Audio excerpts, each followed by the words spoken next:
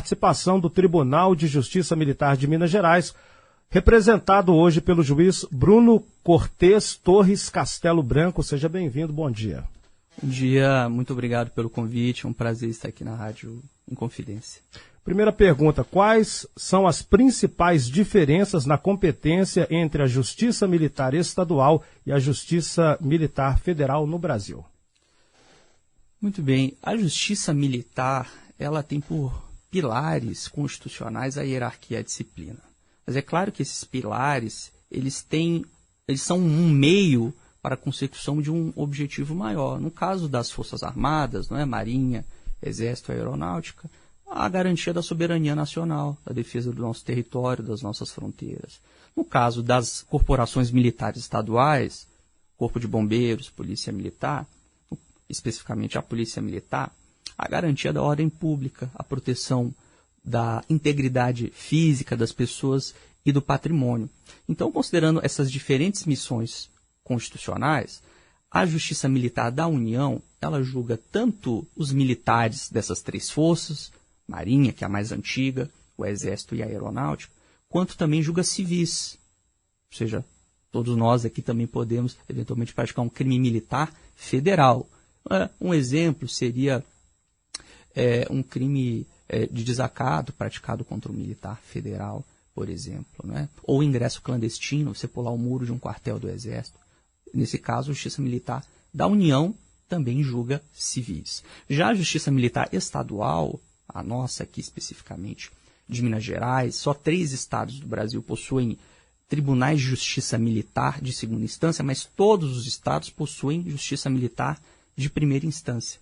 E a Justiça Militar Estadual ela tem uma peculiaridade, porque ela julga tão somente militares estaduais, ela não julga civis, só julga PMs e bombeiros. Então, no caso que eu falei de um desacato que foi praticado por um civil contra um policial militar, né? Um militar faz ali uma blitz e um civil ali o xinga, né? ou menospreza a sua função, ele vai ser julgado pela Justiça Comum, não é? Estadual, não pela Justiça Militar Estadual. Portanto, temos algumas peculiaridades em relação aos próprios sujeitos ativos que são julgados por cada uma dessas justiças. Quais são os critérios utilizados para determinar se um crime militar deve ser julgado pela Justiça Militar Estadual ou Federal? O critério é o mesmo, o critério que a gente chama de em razão da lei, o critério legal. É a própria Constituição que diz que a Justiça Militar, seja federal ou estadual, julga aqueles crimes previstos em lei. E a gente teve até uma modificação em 2017 que ampliou, que aumentou a competência da Justiça Militar e nos trouxe outros crimes que antes eram julgados pela Justiça Comum, por exemplo, abuso de autoridade, por exemplo, tortura, não é?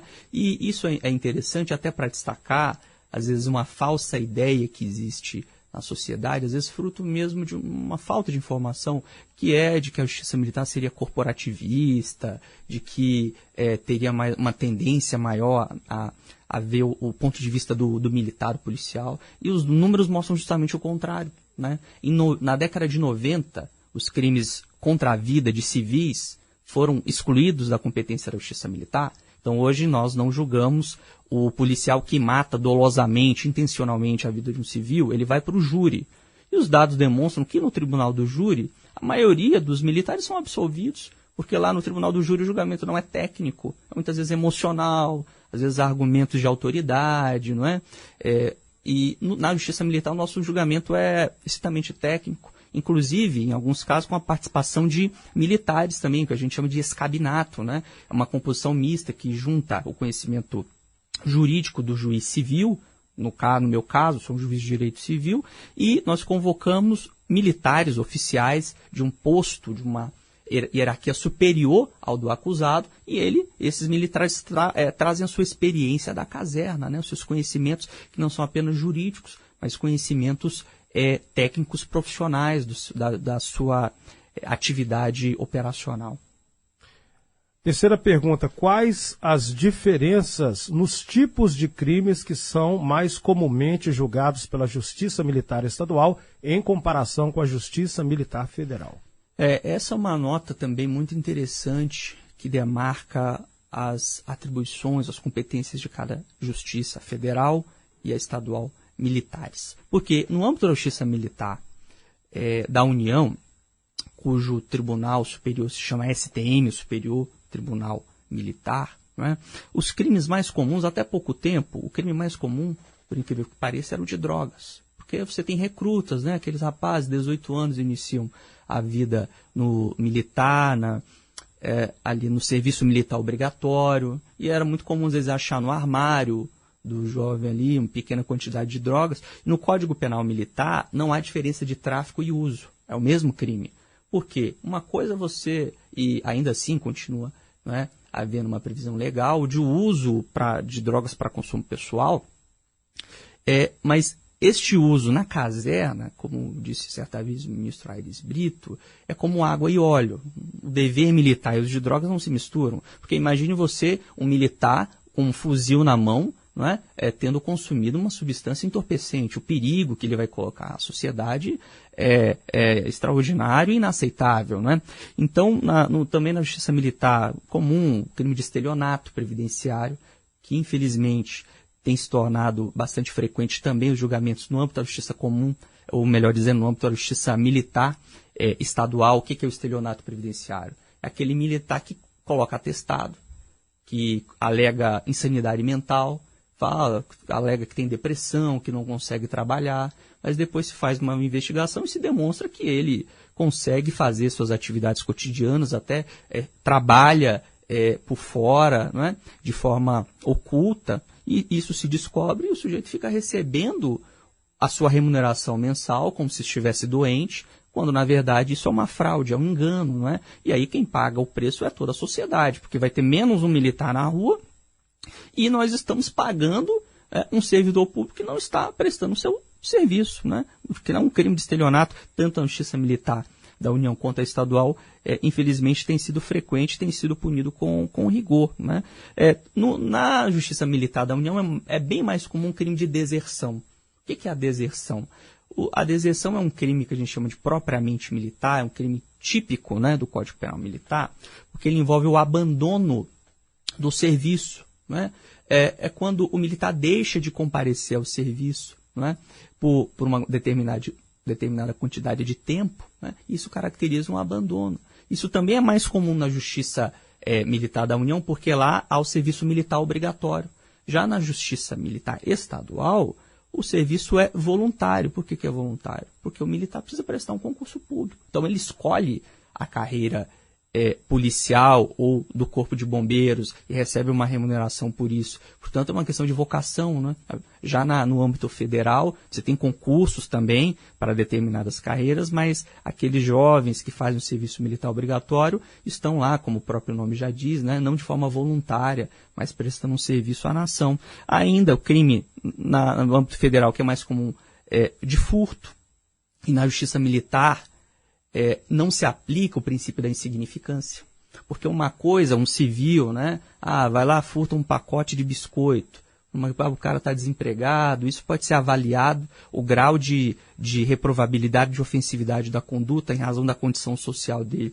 Agora, um militar que tem uma remuneração, que tem um salário, que tem uma carreira e mais, cuja missão constitucional é a proteção da incolumidade da pessoa e do patrimônio do cidadão, ele jamais pode se deixar levar por um ato tão reprovável de subtrair um patrimônio alheio, já que a sua missão, o seu objetivo é justamente garantir, não é, que o patrimônio das pessoas, dos cidadãos, não sejam subtraídos. Ainda o crime de peculato, por exemplo, que é quando o militar ele se apropria de um bem público para fins particulares. Então, você imagina que é apreendido um determinado objeto, uma televisão, um celular, e o policial resolve levar para casa. Não, isso é considerado, uma espécie de furto, né, mas um furto mais grave, porque você está atingindo também a própria credibilidade da administração. Né? As pessoas vão passar a desconfiar. Mas, peraí, um policial ou um militar federal fazendo isso acaba atingindo a imagem, o conceito social, o prestígio da própria instituição. E já no âmbito aqui, trazendo para a nossa justiça militar estadual, um dos crimes mais comuns é o de crítica indevida. A liberdade de expressão, nós sabemos, é um direito fundamental extremamente importante numa democracia. Agora, assim como eu, juiz, tenho restrições à minha liberdade de expressão, eu não posso sair no Twitter, no Facebook, no Instagram fazendo comentários políticos, concorda? Porque isso colocaria em xeque a minha isenção, a minha imparcialidade. Eu vou ser julgado por um juiz que tem afinidade com o partido A, com o partido B, candidato A, candidato B.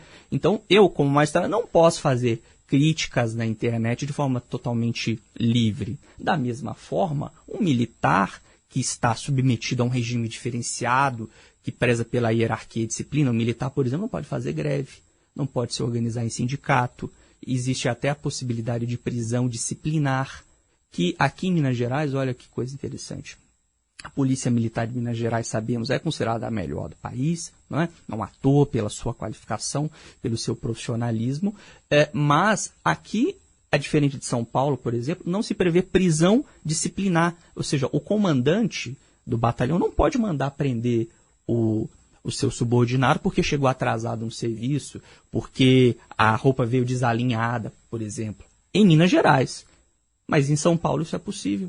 E perceba que o fato de não se prever prisão disciplinar em Minas Gerais não levou a uma indisciplina, não levou a policiais ali ao aumento de atos desviantes. Pelo contrário, isso garante que o policial mineiro, o bombeiro mineiro, ele participa da democracia porque lhes são garantidos direitos e ele é tratado com respeito, com consideração que a Constituição lhe outorga, E, portanto, a crítica indevida, como eu dizia, é quando o militar resolve postar em redes sociais, por exemplo, mensagens críticas, ofensivas ao seu superior. Imagina, um regime diferenciado em que você tem pessoas que são inferiores e superiores hierárquicos. Não são inferiores em termos de humanidade, em termos de dignidade. Pelo contrário, tanto que o Código Penal Militar também prevê crimes praticados por superiores contra inferiores hierárquicos. Por exemplo, a ofensa aviltante a inferior. Então, a justiça militar, eu quero deixar isso bastante ressaltado, não serve para proteger o comandante, para garantir que o oficial terá uma sobreposição sobre os soldados, que o coronel vai mandar. Não, ela vai garantir um ambiente de organização, de disciplina salutar para cumprir a sua missão constitucional, que é a proteção da sociedade. É para isso que existe a justiça militar. E, por fim, dentro desse panorama bastante breve dos crimes militares, outro crime que é bastante mais frequente na justiça estadual militar é a de lesão corporal ou de abuso de autoridade, porque os militares federais ficam enquartelados, Em geral, às vezes participam excepcionalmente, de operações de garantia da lei e da ordem, ou então de operações militares fora do país, e aí pode acontecer lesões corporais ou até homicídios. Mas na justiça militar estadual, como o policial está na rua, está a todo momento participando ali de atividades de risco, às vezes de embates, podem acontecer lesões corporais e cabe à justiça militar avaliar se essa lesão corporal, se essa agressão foi legítima, e aí ele será isento de responsabilidade, ou não, se ela foi excessiva. Se, por exemplo, ao invés de... O policial não pode já chegar dando um tiro, por exemplo. Uma pessoa está em fuga. O policial não tem autorização para dar tiro numa pessoa que está correndo. Ele vai ter que perseguir essa pessoa. Tem outros meios, é o que a gente chama de doutrina do uso diferenciado ou progressivo da força. Você pode utilizar o spray de pimenta, você pode utilizar bastão, tem outras técnicas ali de mata-leão, que também deve ser utilizado com bastante cautela. E só como última alternativa é que o policial está autorizado a utilizar uma arma de fogo e ainda assim de forma moderada. Se ele, com um único disparo, numa região não letal, vai ser o suficiente para cessar a injusta agressão, a resistência ativa daquela pessoa abordada, então é isso que basta. Ele não pode, pensando que está sob a proteção da lei, exagerar, se exceder e causar um mal mais grave do que aquele que ele deveria proteger. Porque o policial, diferente do civil, se uma pessoa vem aqui no Emerson e agride ele, você vai lá reagir contra essa agressão, ou com um pedaço de madeira, ou com uma arma, uma pedra, e você não tem obrigação de socorrer o teu agressor. Não, você vai sair correndo para garantir a tua vida. O policial é diferente. Mesmo ele sendo agredido, ele tem que prestar socorro ao agressor. ele imobilizou o agressor, pronto, né? Vai levar para o hospital, depois vai levar para a justiça e vão ser tomadas as providências necessárias. Portanto, a missão constitucional do policial militar é muito difícil, né? E é por isso que existe a justiça militar, para garantir esse olhar peculiar sobre, né, todas as peculiaridades, né, os detalhes que existem no âmbito dessa profissão tão importante para a nossa sociedade. Hoje aqui na Rádio Inconfidência estamos recebendo o juiz Bruno Cortes Torres Castelo Branco, do Tribunal de Justiça Militar de Minas Gerais. E a próxima pergunta é: de que forma a legislação brasileira trata os crimes cometidos por policiais militares em estados onde não há justiça militar estadual? Perfeito. Como eu dizia na nossa introdução, todos os estados brasileiros possuem justiça militar de primeira instância, que a gente chama de auditorias, né, que é o equivalente às varas criminais da justiça comum. Mas 3 estados, Minas Gerais, São Paulo e Rio Grande do Sul, possuem algo a mais, né? Possuem também um tribunal de segunda instância formado por militares e por juízes civis, que trazem justamente esses conhecimentos especiais, né, que trazem essas experiências que tornam o julgamento o mais justo possível. Correto. E em que situação a competência da Justiça Militar Estadual pode ser transferida para a Justiça Comum Estadual? Então, essa é também uma outra situação bastante recorrente, envolvendo crimes dolosos contra a vida, que eu falava anteriormente. Um homicídio, um policial disparou contra uma pessoa abordada, que estava reagindo a uma blitz, por exemplo, né? E aí ele disparou e a pessoa morreu. Nesse caso, a gente vai ter que analisar se esse disparo ele foi intencional, se o policial realmente quis matar a vítima, assumiu o risco, e então ele vai ser julgado pelo tribunal do júri. A Justiça Militar não vai ter competência para apreciar esses casos. Agora, não, foi um disparo acidental. O policial foi tirar a arma, esqueceu de travá-la, esqueceu de conferir se ela estava municiada ou não, e aí ocorreu o disparo. Nesse caso, a Justiça Militar é quem será competente. Portanto, nós vamos analisar várias circunstâncias, a quantidade de disparos, não é? O local do corpo em que o policial atirou, o tipo de arma que ele utilizou, a própria compleição física da vítima, né? Uma coisa é você, por exemplo, abordar um idoso, né, e dar um golpe de mata-leão no idoso por muito tempo. É claro que ele tem uma menor resistência física. Outra coisa é você abordar um jovem, um adulto, né? Portanto, todas essas circunstâncias são analisadas pelos juízes para definir se o crime foi doloso, se teve intenção, ou se não foi culposo, ou seja, foi uma imprudência, uma imperícia, não é uma negligência, um descuido. E aí, então, nesse caso de homicídio culposo, não intencional, a Justiça Militar tem competência para o seu julgamento. O senhor me disse antes que está lançando um livro, então fique à vontade para divulgar os detalhes.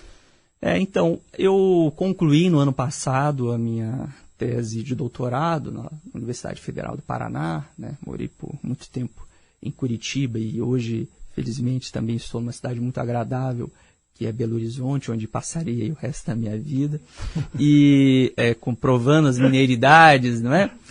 E esse livro, eu até o reescrevi, a parte da minha tese, para deixar numa linguagem até mais acessível, fazendo uma análise de estudo de caso, até do emprego da técnica de mata-leão, discutindo como várias teorias abordam esse caso e podem contribuir para que o juiz, no final das contas, traga argumentos, fundamentos que justifiquem da melhor forma possível aquele caso concreto. Então, a ideia central desse livro, que se chama Culpa Grave e Culpa Leve no Direito Penal, vai ser lançado pela editora De Plácito, aqui de Belo Horizonte, né, em meados do mês de setembro deste ano, envolve justamente essa análise de teorias e de como elas se aplicam na prática, para, como eu disse, nos ajudar a sair de um subjetivismo, né, certo achismo, eu acho que foi doloso, eu acho que foi culposo, e analisar critérios objetivos. E me parece que quanto mais argumentos, mais fundamentos, mais democrática se torna uma justiça e mais legitimidade ela aufere da própria sociedade. Lançamento em setembro, é isso? Em setembro. Ótimo.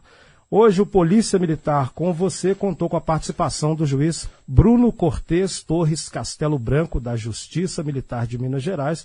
Muito obrigado e bom trabalho e sucesso aí no lançamento do livro também. Muito obrigado, eu que agradeço o convite.